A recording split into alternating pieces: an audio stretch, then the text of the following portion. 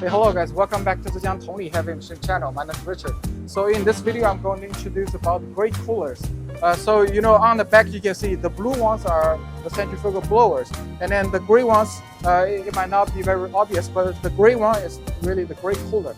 So the structure of the grate cooler is so you have the movable grate plate inside of the grate cooler, and then so the working mechanism is so after the clinker are produced in the rotary case, it is really hot, it's red, and then it enters the grate cooler. The air is coming into the grate cooler to cool the clinker down to the required temperatures. So basically you can see we're 4 sets of centrifugal blower on the left side. We also have another 4 sets on the right side, and then the clinker will enter the grate cooler in the final feeding end and then discharge to the discharging end. And then sometimes we will also have a graining rollers inside of the grate cooler to